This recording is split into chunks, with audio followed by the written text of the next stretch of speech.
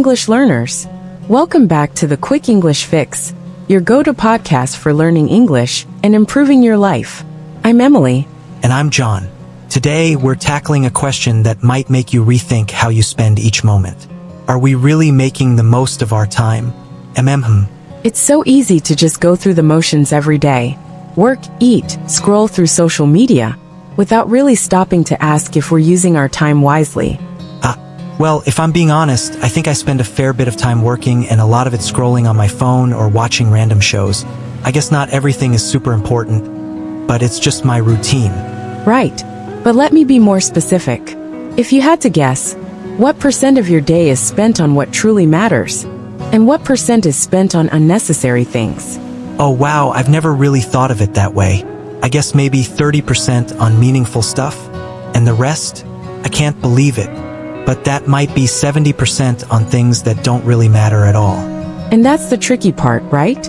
Most of us spend a big chunk of our day on autopilot, filling our time with distractions we don't even notice. But here's a fact that puts it all into perspective. The average person only has around 4,000 weeks in a lifetime. If you're 40, you've already used up more than half of that. Whoa, that's a real wake-up call. I never realized just how short life really is. That's why we're here. To help you make the most of your time, not just manage it. We want you to walk away from this episode with a new perspective on what really matters. Oh, before we dive in, we've got something special for you. This episode comes with a free PDF that not only sums up the key points we'll discuss, but also includes a comprehension quiz and grammar exercises. That's right. The comprehension quiz will help you test how well you've understood today's discussion. And the grammar exercises will give you a chance to practice and improve your English skills. Don't miss out. Download it now from the link in the description. It's a great way to make your learning experience more interactive and fun. All right, let's jump right in. Emily, you ever notice how time felt so much slower when we were kids? Like summer vacations seemed to last forever. But now weeks just fly by. I mean, sometimes I wake up thinking it's Monday, and before I know it, it's already Friday. Oh, absolutely. Back then, 1 week felt like an entire year. And now years pass in a blink. There's actually a reason for that. It's called the time perception paradox. That sounds deep. What's that about? So basically, our brains measure time based on how many new experiences we record. When we were kids, everything was new. New places, new people, new things to learn. So our brains paid full attention. That made time feel slower. But as we grow older and fall into routines, our brains stop recording every little detail. The days blend together, and time feels like it's speeding up. That makes sense.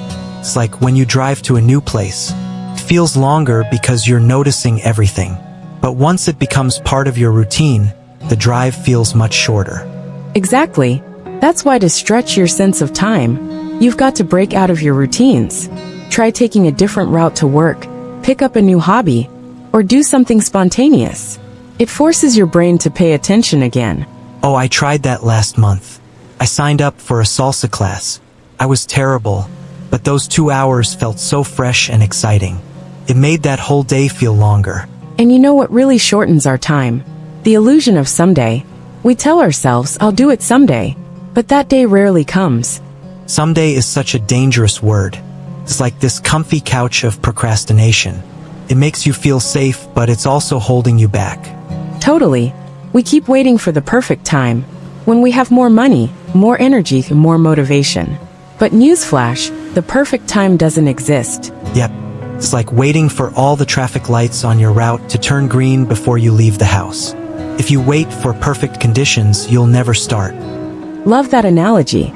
The best thing you can do is replace someday with a specific date. Even if it's something small, like setting a deadline to read that book, or take the first step towards your goal. It makes it real. Or better yet, just start today, no matter how tiny the step. Want to learn guitar? Watch one YouTube tutorial. Thinking about a fitness plan? Go for a 10-minute walk. It's the small actions that create momentum. Speaking of momentum, I think one of the biggest game changers in time management is learning to prioritize what truly matters. Yeah, that's a tough one. There's always so much demanding our attention: work, emails, notifications. And most of it feels urgent, but it's rarely important.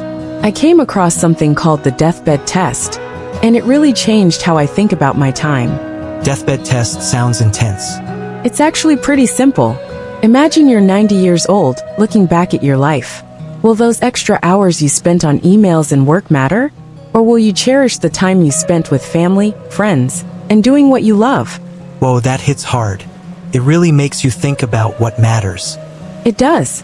And once you figure out your priorities, it gets easier to focus. I follow the top 3 priorities rule. Every morning I ask myself, what are the 3 most important things I need to focus on today? Those are my non-negotiables. Everything else is secondary. And part of that is learning to say no to time wasters. Trust me, I've had my fair share of wasted afternoons scrolling on social media. Haven't we all? Social media is like this black hole for your time. You go in for just 5 minutes, and suddenly it's been an hour. Yep, and those distractions can drain your focus before you even realize it. One thing that helped me was identifying my top time wasters and setting limits. Same here. I even turned off notifications for social apps, and it's been a game changer. Once I took back control of my time, I had so much more space for things that actually matter. Which brings me to another big lesson. Invest your time in experiences, not things. 100%. Experiences stick with you forever, but things not so much. Exactly. I remember when I bought this expensive gadget I thought I had to have. It felt exciting for about 2 weeks, and then I barely used it. But I can still vividly remember the road trip I took with friends 2 years ago. Same. I once spent a fortune on a designer bag that now just collects dust. Meanwhile, the weekend cooking class I took with my mom is one of my favorite memories. That's the beauty of experiences.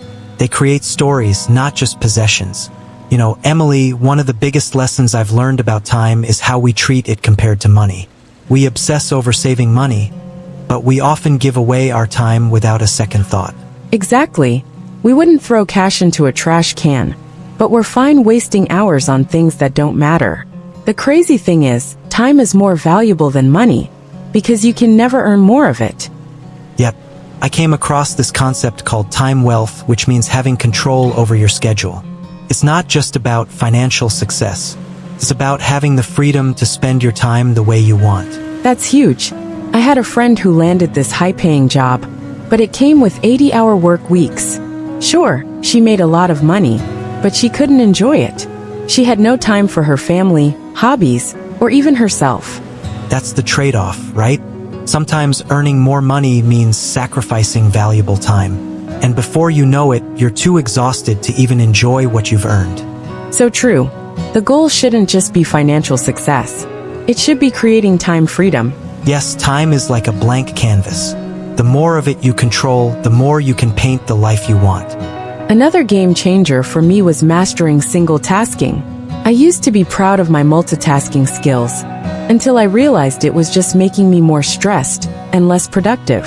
I've been there. I used to answer emails, cook dinner, and watch TV at the same time. The result? Burnt pasta and half-finished emails. Same. It's like juggling. Eventually, you drop everything. But when I started focusing on one thing at a time, everything became easier and more enjoyable. Yeah, it's like cooking a meal while being fully present. You savor each step, chopping, stirring, tasting, and it turns into this calming experience. Exactly. When we're fully focused, we actually enjoy what we're doing and do it better. Speaking of focus, have you ever tried keeping a time log? Yeah. I thought I had a good sense of how I spent my time. But when I tracked it for a week, I was shocked. Turns out, I spent way more time scrolling through my phone than I realized. Same here. Most people think they're spending their time productively, but the reality can be very different. It's like tracking your expenses. You can't manage your time if you don't know where it's going. Exactly. Keeping a time log for just a week can reveal patterns you never noticed, like how much time gets eaten up by small tasks or distractions. And once you know those patterns, you can make adjustments. I found an extra hour a day just by cutting back on social media. And let's not forget how important rest is.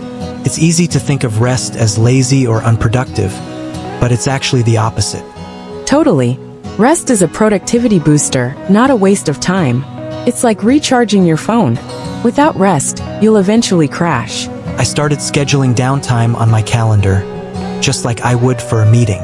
This made a huge difference in how focused and energized I feel. That's smart. I've learned that regular reflection is just as important. Taking 10 minutes at the end of the day to ask, did I spend my time on things that matter, helps me stay aligned with my values. And it prevents you from getting stuck in autopilot mode. Lastly, I've realized how crucial it is to build time buffers. Buffers are lifesavers. I used to pack my schedule back to back with no breathing room. Then, the smallest delay, like traffic or a long meeting, would throw off my entire day. Same. Overscheduling is like stacking dominoes too close together. One little nudge, and everything collapses. Exactly. Leaving unscheduled time gives you flexibility, the space to rest, think, or just be spontaneous. And that's where some of the best moments happen, when you leave room for life's surprises. So true. If we really want to spend our time wisely, it's not about cramming in as much as possible. It's about creating a life that feels balanced and meaningful.